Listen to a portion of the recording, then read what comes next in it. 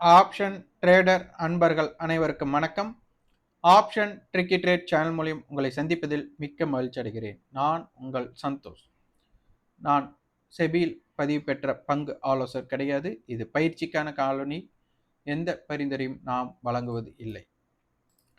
இன்னைக்கு நம்ம மார்க்கெட் ஜூலை 8ஆம் தேதி முடிவுற்றத சந்தையை எப்படி நம்ம பார்க்கறது, ஆப்ஷன் பிரீமியத்தினை அடிப்படையில் எப்படி பார்ப்பது அப்படிங்கிறதான் நம் காணொளியின் நோக்கம். இதை கொஞ்சம் புரிதலுடன் நீங்கள் பார்த்தா தான் இது புரிஞ்சுக்க முடியும். இது முழுக்க முழுக்க மார்க்கெட்டை நீங்கள் எப்படி பார்க்கறீங்க அப்படிங்கிறதுல தான் இருக்கிறது.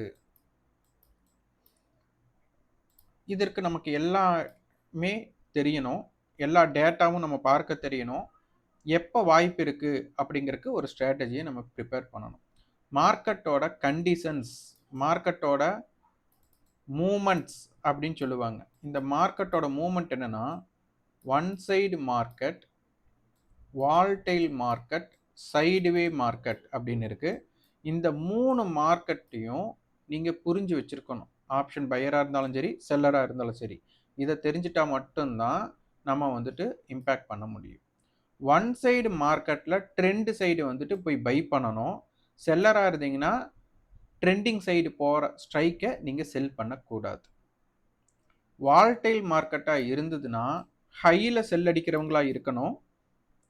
பையராக இருந்ததுன்னா பாட்டமில் பை பண்ணுறக்கு ரெடியாக இருக்கணும். சைட்வே மார்க்கெட் அப்படின்னா பையருக்கு அங்கே இடமே கிடையாது. பையர் எட்டியே பார்க்கக்கூடாது. செல்லருக்கு பிரச்சனையே இல்லை, ஏன்னா டைம் டிக்கே தான் அங்கே நடைபெற போகிறாங்க. அப்போ என்னென்னா, இந்த 3 மார்க்கெட்லேயும் செல்லர் வந்துட்டு ஆப்பர்ச்சுனிட்டிஸ் கிடைக்கும். ஆனால் பையருக்கு என்னென்னா இந்த சைட்வே மார்க்கெட்டில் ஆப்பர்ச்சுனிட்டி கிடைக்காது. அப்போ இந்த ஒன் சைடு மார்க்கெட், வால்டைல் மார்க்கெட்டில் மட்டும்தான் ஆப்ஷன் பையருக்கு ஒரு சான்ஸை ட்ரை பண்ணலாம். அப்போ இதை ஃபஸ்ட் நம்ம புரிஞ்சுக்கணும். அடுத்தது ஓப்பன் ஸ்ட்ராட்டஜி அப்படின்ட்டு. ஓப்பனோட ஸ்ட்ராட்டஜி, ஓப்பன் இம்பேக்டட் அப்படின்னா ஒரு gap up open, gap down open இருக்குது, ஃப்ளாட் ஓப்பன் அப்படி இருக்குது. அடுத்து வந்து positive open and negative open. இதை பேஸ் பண்ணி தான் மார்க்கெட்டில் ரேஞ்சை வந்து நம்ம கண்டுபிடிக்கணும். இதுதான் ரொம்ப ரொம்ப முக்கியம். இதை வச்சுட்டு பிரேக் அவுட் ஸ்ட்ராட்டஜிக்குள்ளே போயிட்டு இது எல்லாமே நீங்கள் பார்த்தீங்க அப்படின்னா உங்களுக்கு கண்டிப்பாக உங்களுடைய ஸ்ட்ராட்டஜிக்கு வாய்ப்பு இருக்கும்போது ட்ரேட் பண்ணீங்க அப்படின்னா சிறப்பாக இருக்கும். எப்போவுமே உங்களுடைய ட்ரேடு புக்கை வந்துட்டு நீட்டாக வச்சுக்கணும். நீட்டாக வச்சுக்கோன்னா அதிகமான வர்த்தகம் பண்ணக்கூடாது. நீங்கள் லாஸே ஆனாலும் ஒரே ட்ரேடில் லாஸ் பண்ணணும். 10 ட்ரேடு, 20 ட்ரேடு, 30 ட்ரேடு அப்படிங்கிற மாதிரி நீங்கள் ட்ரேடு இன்க்ரீஸ் பண்ணீங்க அப்படின்னா மனதளவில் உங்களுக்கு கான்ஃபிடென்ட் லெவல் போயிடும். அதனால் லாஸே ஆனாலும் பரவாயில்ல, லாஸ் அக்செப்ட் பண்ணுங்கள். லாஸே ஆனாலும் அந்த லாஸ் வந்துட்டு உங்களால் எவ்வளோ ஏற்றுக்க முடியுமோ அந்த அளவுக்கு மட்டும் லாஸ் ஏற்றுக்கிட்டு நீங்கள் ஸ்கொயர் ஆஃப் பண்ணிவிட்டு நீங்கள் அதுக்கப்புறம் மார்க்கெட்டை பார்க்கவே கூடாது. அதுக்கப்புறம் உங்கள் ஸ்ட்ராட்டஜி வேறொரு நாளில், அன்றைய தினமே கிடையாது, வேறொரு நாளில் எப்போ அமையுதோ அப்போ மட்டும் வர்த்தகம் பண்ணீங்க அப்படின்னா நீங்கள் வந்துட்டு ஒரு ஆவரேஜ் ட்ரேடாக, அதாவது வந்துட்டு ஒரு மாதத்துக்கு இல்லை வருடத்துக்கு பார்த்தீங்கன்னா ஒரு நல்ல வாய்ப்பை உங்களால் பெற முடியும். அதனால் வந்துட்டு இங்கே சைக்காலஜி தான் முக்கியம், டிசிப்ளின் ரொம்ப முக்கியம். வர்த்தகம் அப்படிங்கிறது ஓவர் ட்ரேட் அப்படிங்கிறது மட்டும் போகக்கூடாது. அதனால் உங்களுடைய ஸ்ட்ராட்டஜிக்கு என்ன லாஸ் ஏற்றுக்குவீங்க அப்படிங்கிறது உங்களுக்கு தெரியணும். ஓகே, வாங்க காணொலிக்குள்ளே போகலாம். இது வந்து பார்த்தீங்கன்னா நமக்கு சென்ற வாரத்தோடைய டேட்டா. இந்த சென்ற வாரத்தோட டேட்டாவில் நம்ம வந்துட்டு அதிகபட்சமான ஹை அப்படின்னு பார்த்தா 25,669, குறைந்தபட்ச லோ அப்படின்னா 25,331. எப்போவுமே திங்கட்கிழமையோட டேட்டா ரொம்ப முக்கியம்னு சொல்லுவோம். அப்போ அந்த திங்கட்கிழமையோட டேட்டாவில் நேற்றைய ஓப்பன் இது, நமக்கு வந்துட்டு லாஸ்ட் வீக்கோட க்ளோஸ் இது. அப்போ மார்க்கெட் வந்துட்டு நேற்றைய தினத்தோட பிரேக் அவுட்டுக்கு நான் சொல்லியிருந்தேன். எப்போவுமே மண்டேவோட ஹைக்கு மேலேயும் மண்டேவோட லோவுக்கு கீழேயும் இருக்கிறத ஒரு ரேஞ்சுக்கு இம்பேக்ட் பண்ணிக்கோங்க அப்படின்னு நம்ம சொல்லியிருக்கிறோம். அப்போது இன்றைய தினம் மண்டேவோட ஹையை வந்துட்டு நமக்கு பிரேக் பண்ணி முடிஞ்சிருக்கிறாங்க. இது ஒன்று. மார்க்கெட்டில் சைடுவே, இன்றைய தினம் வந்து ஒரு சைடுவேவாக இருந்தது. இந்த சைடுவேல நம்ம தமிழ் திரைப்படத்தில் குள்ளநரி கூட்டம் அப்படின்னு ஒரு திரைப்படம் நீங்க பார்த்திருப்பீங்க. அதில வந்துட்டு விஷ்ணு விஷால் அவர்களுக்கு வந்து பார்த்தீங்கன்னா, அவருக்கு வந்துட்டு ஒரு காவல்துறை அதிகாரியா மாறணும்னு நெனச்சுட்டு அதுக்கு போவாரு. அப்ப வந்து பார்த்தீங்கன்னா, அதில ஓட்டப்பந்தயம் அப்படின்னு ஒண்ணு இருக்கும். அந்த ஓட்டப்பந்தயத்தில பார்த்தீங்கன்னா, அது என்ன மீட்டர்ன்னு எனக்கு தெரியல. அது வந்து ஒரு 10 நிமிஷத்தில கடக்கணும் அப்படிங்கிறது ஒரு இம்பேக்டடா இருக்கும். அந்த இது. அப்ப அவர் என்ன பண்ணுவாருன்னா, அவரோட ஃபோன் எடுத்து அலாரம் வச்சுட்டு, ஒரு 10 நிமிஷத்துல ஒரு 7 நிமிஷம் வர வந்துட்டு அலாரம் வச்சுடுவாரு. அப்ப என்ன பண்ணுவாரு, அவர் அலாரம் அடிச்சதுக்கப்புறம், அவர் என்ன பண்ணுவாருன்னா, அவரோட முழு திறன பயன்படுத்தி வேகமா போக ஆரம்பிப்பாரு. அந்த ஸ்டைல தான் இன்னைக்கு நிஃப்டி நமக்கு வந்து கையில எடுத்திருக்கிறாங்க. அதாவது இறுதி நேரத்தில் இந்த பயணம் அப்படிங்கிறது. இத நீங்க புரிஞ்சுக்கணும். அதாவது இந்த இடம் வர வந்துட்டு, அவங்க மெதுவா அவங்களுடைய வேலைய பண்ணிட்டு, செகண்ட் ஹால்ஃப் எப்பவுமே இந்த செகண்ட் ஹால்ஃப் இதுல வந்துட்டு ஆப்ஷன் பையருக்கு வந்து பெரிய ஆப்பர்ச்சுனிட்டி உண்டு. அப்போ ஒவ்வொரு இடத்துல ஒவ்வொரு ஸ்டைல் ஒர்க் ஆகும். அப்ப இந்த இடத்துல மார்க்கெட் பார்த்தீங்கன்னா, ரொம்ப சைட்வே. இந்த சைட்வே வந்துட்டு அப்போ இந்த இடத்துலயே நம்ம என்ன பண்ணிடுவோம், ஓவர் ட்ரேட் அப்படிங்கிறத பண்ணுனதுக்கு அப்புறம், நம்ம வந்துட்டு ட்ரேட் வேண்டாம், இன்னைக்கு அவ்வளோதான் முடிஞ்சிருச்சுன்னு நெனைப்போம். ஆனா இங்க என்ன பண்ணிட்டாங்க 2 மணிக்கு மேல, இந்த செகண்ட் ஹால்ஃப் ட்ரேட கொள்ளநரி கூட்டம் அப்படிங்கிற திரைப்படத்தோட கான்செப்ட்ட இங்க வந்துட்டு ரெகுலரா மார்க்கெட் இப்படித்தான் பண்றாங்க. அப்போ எந்தெந்த டயத்துல என்ன மாற இம்பாக்ட் நடக்கும் அப்படிங்கிறத பார்க்கணும். அதே மாரி வால்டைல் மார்க்கெட்டுக்கு நீங்க வந்துட்டு சிகரம் தொடு அப்படின்னு நெனைக்கிற ஒரு திரைப்படம். அதுல வந்து பார்த்தீங்கன்னா, ஒரு காவல்துறை அதிகாரி இருப்பாரு. ஒருத்தர் வந்து சூசைட் பண்ணிக்கிறேன் அப்படின்னு சொல்லிட்டு, வாட்டர் டேங்க் மேல இருந்து குதிக்கிறேன்னு சொல்லிட்டு இருப்பாரு. அப்ப அங்கிருந்து குதிக்கிறேன், குதிக்கிறேன்னு சொல்லும்போது, அங்க கீழ இருக்கிறவங்க வந்து என்ன பண்ணுவாங்கன்னா, பிப்பாக்ட் அடிப்பாங்க. அப்போ அத போலீஸ் அ இருக்கிற பார்த்தீங்கன்னா, எல்லாரும் மேல பார்த்துட்டு இருக்கும்போது, இவரு மட்டும் கீழ பார்த்து அந்த யார் வந்து பிட் பாக்கெட் அடிக்கிறாங்களோ, அவங்கள வந்து புடிச்சுடுவாரு. "எப்படி நீங்க புடிச்சீங்க?" அப்படின்னு கேட்பாரு. அதுபோல இந்த வாலடைல் மார்க்கெட்ல நீங்க எப்பவும் ஒரு ஹைய வந்துட்டு தேடக்கூடாது. ஹைல போய் ட்ரேட் பண்றதுக்கு பார்க்கக்கூடாது. லோ அப்படிங்கிற ட்ரேட் அதாவது இந்த இடத்துல நீங்க வந்து சூஸ் பண்ணீங்க. அந்த லோல இருந்து எங்க டர்ன் அவுட் ஆகுதோ, அந்த இடத்த நீங்க வாலடைல் மார்க்கெட்ல பிடிச்சிட்டீங்கன்னா, ரிஸ்க் அப்படிங்கிறது லோவா இருக்கும். ரிவார்ட் வந்துட்டு அதிகமா கிடைக்கும். அப்போ சைட்வே மார்க்கெட்ல ஆப்ஷன் பையருக்கு வாய்ப்பு இல்ல. வாய்ப்பு இருந்தா கண்டிப்பா ஒரு ரேஞ்ச் எக்ஸ்பென்ஷன் வரும்போது தான் நீங்க பண்ணணும். மத்தபடி பண்ணக்கூடாது.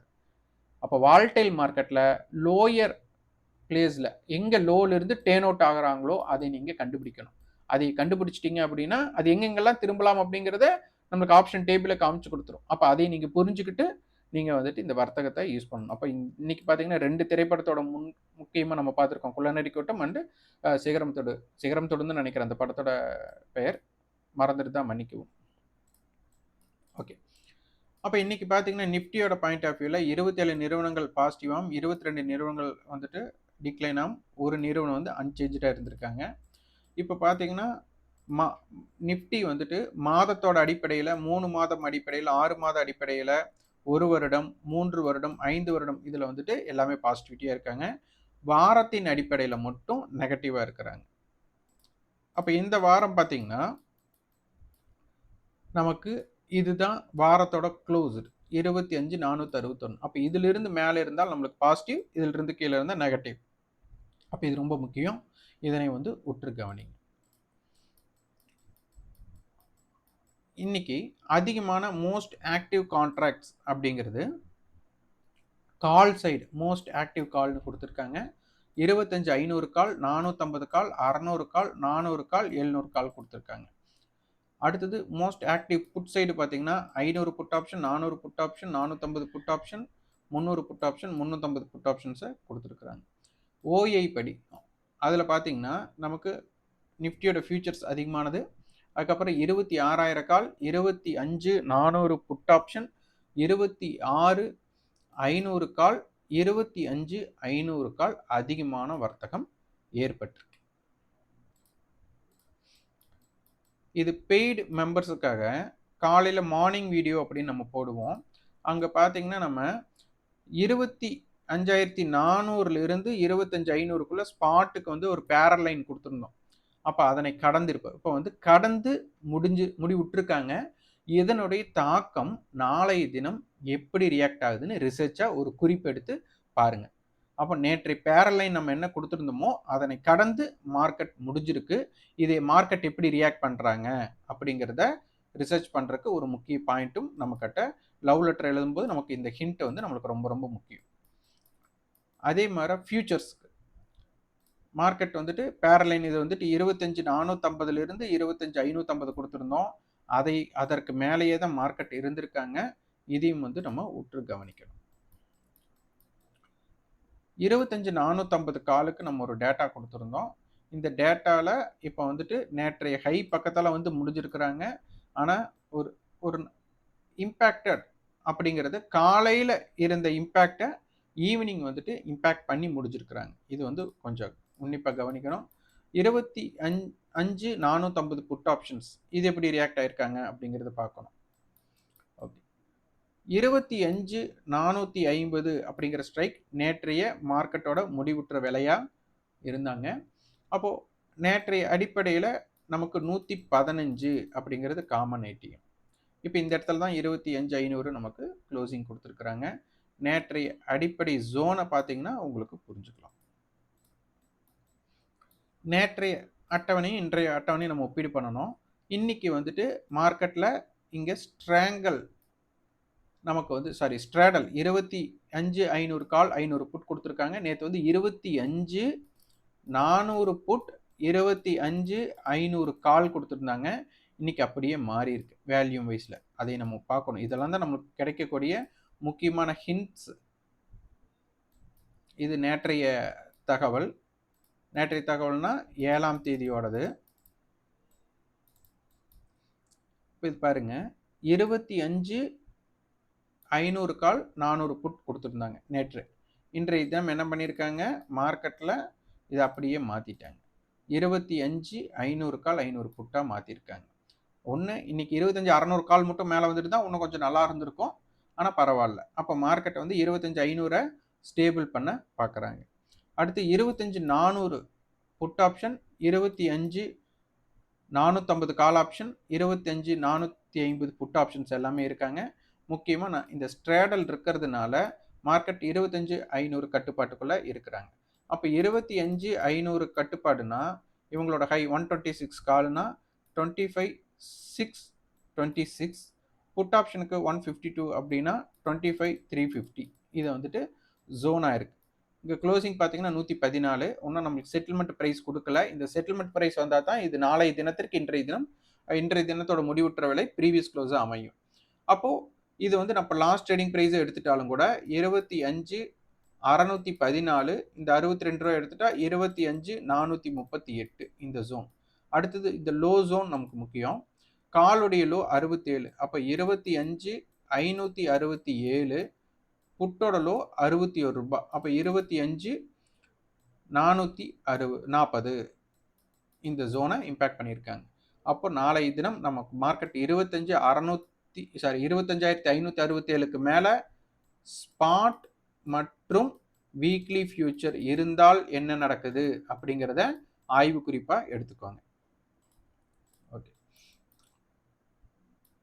இது வேல்யூ வைஸில் பாருங்க, 25,500 கால், 25,450 கால், 25,500 புட் கொடுத்துருக்காங்க. இது வந்துட்டு ஒரு மல்டிபிள் ஹெட்ஜாக கொடுத்துருக்காங்க. இப்போ நேற்றைய தினமும் டேர்ன் ஓவர் படி நமக்கு வந்துட்டு மல்டிபிள் ஹெட்ஜ் இருந்தது. இதில் நம்ம சொல்லியிருந்தது என்னன்னா, இந்த மல்டிபிள் ஹெட்ஜ் இருந்ததுனால இந்த கால் ஆப்ஷன்ஸ் எல்லாம் ப்ரீவியஸ் க்ளோஸுக்கு மேலே இருக்கணும், அடுத்தது எஸ்டர்டே ஹையை கிராஸ் பண்ணணும் அப்படின்னு சொல்லியிருந்தேன். இப்போ வந்து நியர்பை மார்க்கெட் பார்த்தீங்கன்னா ப்ரீவியஸ் க்ளோஸ்க்கு மேலே முடிச்சுட்டாங்க. இதில் இருந்த ஸ்ட்ரைக் எல்லாம் ப்ரீவியஸ் க்ளோஸ்க்கு மேலே முடிஞ்சிருக்கிறாங்க. ஆனால் எஸ்டர்டே ஹை அப்படிங்கிறத வந்துட்டு இங்கே ரெசிஸ்டன்ஸை எடுத்திருக்காங்க. இப்போ நாளைய தினம் இதற்கு மேலே இருந்தால் கால் செல்லர் டெஃபினட்டாக பயப்பட வேண்டிய கட்டாயம் ஏற்படும். அதனால வந்துட்டு நாளைய தினம் இப்போ பார்த்தீங்கன்னா மார்க்கெட் வந்துட்டு 450 கால், நேற்று 158 ரூபா, இன்னைக்கு 159 ரூபா. இவங்க 129 ரூபா, 126 ரூபா. அதாவது எஸ்டர்டே ஹையை இங்கே பிரேக் பண்ணலை அப்படிங்கிற ஒரு டேட்டா நமக்கு கிடைச்சிருக்கு. அப்போ என்ன அர்த்தம், இந்த 450 காலும் 500 காலும் நாளைய தினம் இந்த 130க்கு மேலே வர்த்தகமானால் என்ன நடக்குது, இல்லை என்றால் என்ன நடக்குது அப்படிங்கிறதை நம்ம வந்துட்டு கவனிக்க வேண்டும். இது ரொம்ப ரொம்ப முக்கியமான ஒன்று. அடுத்தது, அப்போ மல்டிபிள் ஹெட்ஜில் இருக்கிறவங்க மார்க்கெட்டில் ப்ரீவியஸ் க்ளோஸுக்கு மேலே முடிஞ்சிருக்கிறாங்க. அப்போ இதனுடைய தாக்கம் மார்க்கெட்டை 25,600, 25,700 மட்டும் கொண்டு போகிறக்கு வாய்ப்பு இருக்குமா? அப்போ மார்க்கெட் நாளைய தினம் 25,500க்கு மேலே இருக்கணும். அப்போ ஃபார்மேஷன் பார்த்தா 25,500 கால் ஆப்ஷன் புட் ஆப்ஷனுடைய டுடே, அதாவது இன்னைக்கு ஹை என்ன இருக்கோ அதையும் அவங்களுடைய ப்ரீவியஸ் க்ளோஸ் இதற்கு மேலே இருக்க வேண்டும். அப்போ பார்த்தீங்கன்னா இந்த புட் ஆப்ஷனுக்கு வந்து பார்த்தீங்கன்னா இந்த ஹை 152, அடுத்தது ப்ரீவியஸ் க்ளோஸ் 131. அப்போ இந்த 2 ரேட்டுக்கு மேலே நாளைக்கு இவங்க இருந்தால் என்ன நடக்குது, இல்லைன்னா என்ன நடக்குது அப்படிங்கிறத நம்ம உற்று கவனிக்கணும். இது ரொம்ப ரொம்ப முக்கியமான பாயிண்ட். அப்போ இதுதான் போட்டியாளர். ஏன்னா மார்க்கெட்டில் நமக்கு இங்கே ஸ்ட்ராடல் கொடுத்துட்டாங்க. அப்போ இந்த ஸ்ட்ராடல் கொடுத்ததுனால 25,500 கால் புட்டோட போட்டியாளர்களாக நம்ம எடுத்தாச்சு. அப்போ இந்த 152ம் 131ம் நாளைய தினம் என்ன ஹை இருக்கோ அந்த ஹைக்கு மேலே, இந்த மூன்றுக்கும் மேலே இந்த 25,500 கால் நிலை பெற்றால் மட்டும்தான் மார்க்கெட்டை அப்பர் ரேஞ்ச் அப்படிங்கிறதுக்கு கொண்டு போக முடியும். அதனால இந்த லெவல்ஸ் எல்லாமே உங்களுக்கு முக்கியமானது. 25,550 மார்க்கெட் வந்துட்டு நமக்கு நேற்றைய தினம் 115 இருந்தவங்க இப்போ 85 பண்ணியிருக்காங்க. அப்போ என்னன்னா 30 ரூபா கிணத்த காணும், அதுதான் டிகே. அப்போ இதன் அடிப்படையில் பார்த்தால் 25,550ல் காலோட லோ 48, அப்போ 25,598, புட் ஆப்ஷன் வந்து 83, அப்போ 25,470. அப்போ இந்த ஜோன் இம்பேக்டட் ஜோனாக பார்க்கப்படுகிறது. இதில் 80 ரூபா எப்படின்னா 25,630, இந்த பக்கம் 25,470. இந்த டேட்டாஸ் நமக்கு ரொம்ப ரொம்ப முக்கியம். என்னன்னா இந்த இம்ப்ளைடு வாலிட்டி மட்டும்தான் நமக்கு ரொம்ப மார்க்கெட்டை ஸ்லோ டவுன் பண்ணுது. ஒரு சுறுசுறுப்பாக இல்லாத ஒன்று இங்கே தான் கிரியேட் பண்ணுது. அதனால் இதன் அடிப்படையில் எப்படி இருந்தால், அப்போ இது வந்துட்டு மேக்சிமம் மார்க்கெட் வந்து பார்த்தீங்கன்னா சைடுவேக்குள்ளே இருக்கிறதுக்கு தான் அதிகமாக விரும்புவாங்க. ஒன் சைடு மார்க்கெட் அதை விட கொஞ்சம் சைடுவேலிருந்து கொஞ்சம் மாறினா ஒன் சைடு மாறலாம். ஆனால் வாலடைல் அப்படிங்கிறதுக்கு வாய்ப்பு வந்து கொஞ்சம் கம்மி. அதாவது ப்ரிஃபர் வந்துட்டு இந்த இம்ப்ளைட் வாலிட்டி வந்து நமக்கு கம்மியாக இருக்கும்போது சைடுவேவாக இருக்கிறதுக்கு அதிகமாக விருப்பப்படுவாங்க. ஒன் சைடோ வால்டைலோ ரொம்ப ரொம்ப கம்மி. அப்போ மார்க்கெட் வந்துட்டு ஒரு வீக்லி பிரேக் அவுட்ஸ் அந்த மாதிரி இருக்கும்போது என்ன மாதிரி ரியாக்ட் ஆகுறாங்க அப்படிங்கிறதை நீங்கள் வந்து குறிப்பெடுத்து பார்க்கணும். அதனால் மார்க்கெட்டில் டெய்லியுமே மார்க்கெட் முடிஞ்சதுக்கப்புறம் உங்களுக்கு தெரிஞ்சதன் அடிப்படையில் ஒரு லவ் லெட்டர் எழுதுங்க. அது இன்றைய தினத்திற்கும் முந்தைய தினத்திற்கும் என்ன ஒப்பீடு நடந்திருக்கு அப்படிங்கிறத நீங்கள் லவ் லெட்டராக எழுதிட்டு வந்தீங்க அப்படின்னா, அதாவது மார்க்கெட்டுக்கு லவ் லெட்டராக எழுதிட்டு வந்தீங்கன்னா ஆப்ஷன்ஸ் ட்ரேட் அப்படிங்கிறது ரொம்ப ரொம்ப இருக்கும், ஈஸியாக இருக்கும். பையருக்கு எப்போ ஆப்பர்ச்சுனிட்டி இருக்கோ அப்போ மட்டும் பையராக இருங்க. செல்லருக்கு எப்போ ஆப்பர்ச்சுனிட்டி இருக்கோ செல்லராக நீங்கள் பயன்படுத்தலாம். ரெண்டுமே நீங்கள் வந்துட்டு பன்முகத்தன்மை ஆல்ரவுண்டர்ஸ்னு சொல்லுவாங்க, அந்த மாதிரி நீங்கள் ட்ரேட் பண்ணுறதுக்கு இருக்கணும். அதே மாதிரி பையராக இருக்கிறவங்க உங்களோட முழு கேபிட்டலை யூஸ் பண்ணாமல், இப்போ செல்லருக்கு பார்த்தீங்கன்னா ஒரு 1,50,000 ரூபா வச்சுருந்தா ஒரு லாட் செல்லிங்க்கு யூஸ் பண்ணலாம் அப்படின்னா, பையருமே அந்த அளவுக்கு தான் நீங்கள் லாட் யூஸ் பண்ணீங்கன்னா உங்களுக்கு பெரிய லாஸ், பெரிய இம்பேக்ட் இருக்காது. ஆனால் இங்கே என்னென்னா ஒரு 30,000 40,000 வச்சுட்டு அந்த 30,000 40,000த்துக்கு மொத்தமாக நீங்கள் பொசிஷன் எடுக்கிறது அதை விட ஓவர் கான்ஃபிடென்ட், நம்ம நினச்சது நடக்கும் அப்படின்னு நீங்கள் நினச்சிங்க அப்படின்னா நீங்கள் பங்கு சந்தையில் விரைவாக பங்கு சந்தை விட்டு போயிடுவீங்க. அதனால் உங்களுக்குன்னு ஒரு ஸ்ட்ராட்டஜி கிரியேட் பண்ணிக்கோங்க. அது கிரியேட் பண்ணாமல் மற்றவங்க சொல்கிறாங்க அப்படின்னு ஒரு விஷயத்தை செய்யாமல், ஏன்னா இப்போ நானே ஒரு விஷயம் சொல்கிறேன் அப்படின்னா இது இப்படி நடக்கலை, மாறி ஏன் நடந்துருச்சுன்னா இதுதான் காரணங்கள் வேணால் நான் அடுக்கடுக்க நான் காரணங்களை சொல்ல முடியும். ஆனால் இதனால் கிடைக்கக்கூடிய லாப நட்டத்தை அனுபவிக்கிறது நீங்கள் தான். அதனால் வந்துட்டு எப்போவுமே உங்களுடைய பார்வையில் சந்தையில் பார்க்கணும், ஒரு ஸ்ட்ராட்டஜி கிரியேட் பண்ணணும். மற்றவங்க ஸ்ட்ராட்டஜியை காப்பி ட்ரேட் பண்ணாதீங்க. அதே மாதிரி கால்ஸ் பெற்றும் நீங்கள் வியாபாரம் பண்ணாதீங்க. உங்களுடைய பார்வையில் உங்களுக்குன்னு ஒரு ஸ்ட்ராட்டஜி கிரியேட் பண்ணிவிட்டு நஷ்டமே ஆனாலும் பரவாயில்ல, அந்த நஷ்டம் ஏன் அடைஞ்சோன்னு உங்களுக்கு தெரியணும். வேற ஒருவரால் நீங்கள் நஷ்டம் ஏற்பட்டால் இதில் என்ன கற்றுக்கொண்டீர்கள் அப்படிங்கிற ஒரு கேள்விக்குறியோட நீங்கள் யோசிச்சு பாருங்கள். அப்போ தான் உங்களுக்கு புரியும். அதனால் ட்ரேடிங் அப்படிங்கிறது உங்களுடைய பார்வையில் உங்களுக்கு தெரிஞ்சு நீங்கள் பண்ணுங்கள். நன்றி, வணக்கம்.